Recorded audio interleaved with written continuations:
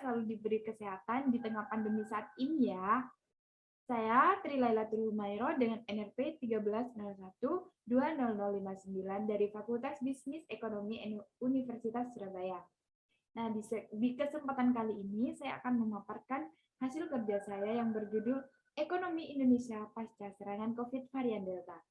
Sebelum itu, saya akan menjelaskan apa itu COVID-19. Nah, COVID-19 merupakan sebuah virus yang menyerang sistem pernafasan seperti infeksi paru-paru yang berat hingga bisa menyebabkan kematian.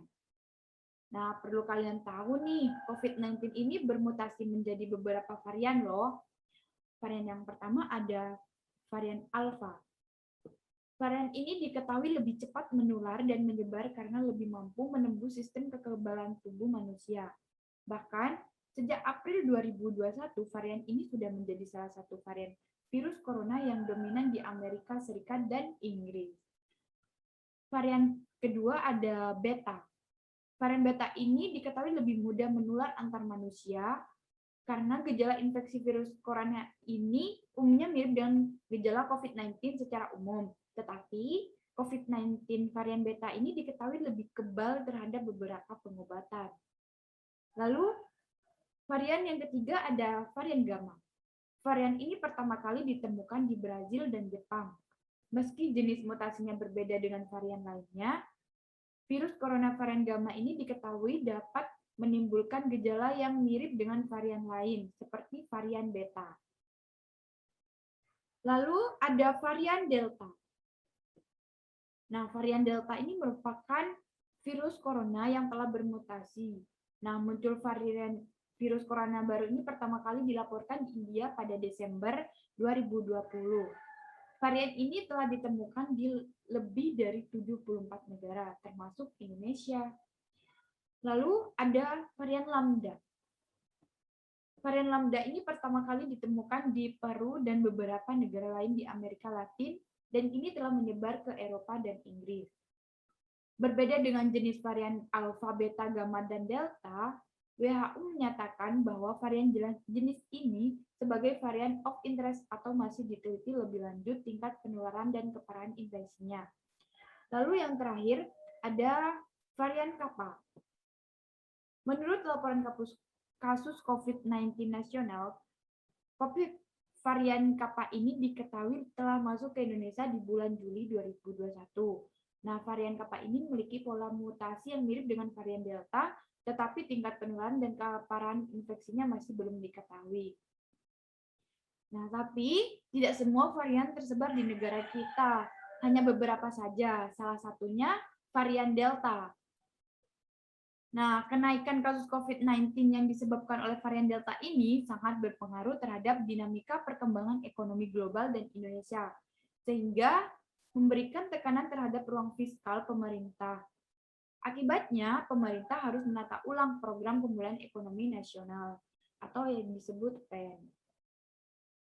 Peningkatan kasus COVID-19 ini membuat pemerintah melakukan beberapa tindakan. Yang pertama, pemerintah merealokasikan anggaran ke beberapa program PEN.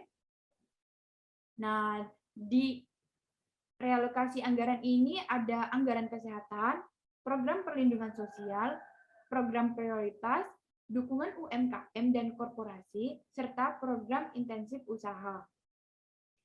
Di anggaran kesehatan ini, pemerintah menaikkan anggarannya menjadi 193,93 triliun. Lalu program perlindungan sosial sebesar 153,8 triliun. Program prioritas 117,4 triliun. Dukungan UMKM dan korporasi 171,77 triliun. Dan insentif usaha sebesar 62,83 triliun. Lalu tindakan kedua, pemerintah untuk bisa mengendalikan COVID-19 ini dengan mempercepat proses vaksinasi. Karena menurut Sri Mulyani selaku Bendahara Negara, vaksinasi menjadi salah satu cara untuk mendorong mobilitas dan perekonomian. Namun, kasus COVID-19 tetap terkendali. Jika vaksinasi rendah, maka setiap kali kita melanjutkan perekonomian naik, akan terjadi kenaikan COVID juga. Tapi kalau vaksin meluas, maka mobilitas masih bisa berjalan dengan resiko COVID bisa terjaga. Nah, jumlah suntikan dosis vaksin ini mencapai angka tertinggi pada 26 Juli 2021, yaitu 1.487.716 dosis. Kemudian, tepat pada 6 Juli pukul 6, jumlah masyarakat yang divaksin mencapai 642.631 dosis, atau mencapai rata-rata 794.289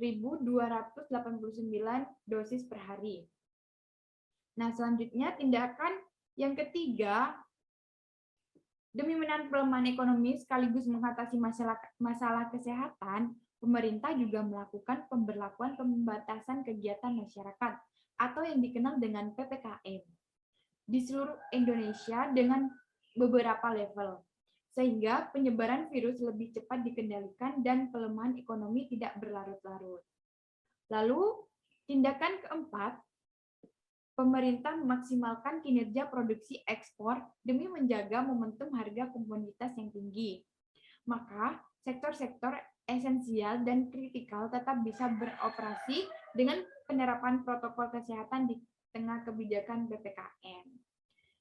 Yang terakhir, pemerintah akan kembali memberikan jaminan sosial kepada masyarakat seperti bantuan berupa beras 10 kg dan uang tunai bagi penerima program Keluarga Harapan atau PKH. Yang menerima bantuan ini sebanyak 20 juta peserta. Nah, kesimpulannya, Sri Mulyani mengatakan penyebaran varian Delta COVID-19 tersebut dapat menjadi downside risk bagi outlook pertumbuhan ekonomi pada paruh kedua tahun 2021. Nah, di kuartal 1 2021, pertumbuhan ekonomi bisa mencapai 3,3%. Lalu di kuartal kedua 2021, pertumbuhan ekonomi sebesar 7,07% YoY atau years of years. Lalu di kuartal ketiga 2021 di rentang 4% sampai 5% year on year. Dan di kuartal keempat positif, pertumbuhan 2021 akan mencapai 3,7% hingga 4,5% asal tidak harus menginjak rem karena lonjakan pandemi. Pada sektor industri, pengolahan pada kurun Januari sampai Agustus 2021 tumbuh positif sebesar 12,9%. Lalu pada sektor perdagangan, pada Januari sampai Agustus 2021 tumbuh 16,4%. Di sektor konstruksi dan real estate tercatat dari Januari sampai Agustus 2021 terkontraksi 8,2%. Lalu pada sektor keuangan dan asuransi masih terkontraksi 2,9%. Di sektor informasi dan komunikasi mengalami perbaikan dari Januari sampai Agustus 2021 yang tumbuh sebesar 11,7%. Nah, lalu di sektor transportasi dan perdagangan pada periode Januari sampai Agustus 2021 sudah mengalami perbaikan yang tumbuh positif sebesar 2%. Dari sektor APBN, penerimaan pajak hingga akhir Agustus 2021 sebesar 741,3 triliun. Bisa dikatakan tumbuh 9,5% dibandingkan Agustus 2020. Lalu, realisasi penerimaan kepabeanan dan cukai atau bea cukai pada Agustus 2021 tercatat sebesar 215 triliun atau tumbuh 30,4% dari kinerja tahun lalu. Nah, defisit APBN hingga akhir Agustus 2021 telah mencapai 383,2 triliun. Defisit itu setara 2,3% terhadap produk domestik bruto atau PDB, dan untuk primary balance sendiri hingga Agustus 2021 sudah mencapai 170 triliun. Nah, dapat disimpulkan, meski harus menghadapi cuaca buruk akibat ledakan pandemi COVID-19 pada bulan Juni hingga Juli akibat varian Delta ini, dan imbasnya pun masih terasa sampai Agustus 2021. Namun, perekonomian Indonesia masih dapat tumbuh dan berkembang. Sekian presentasi hari dari saya.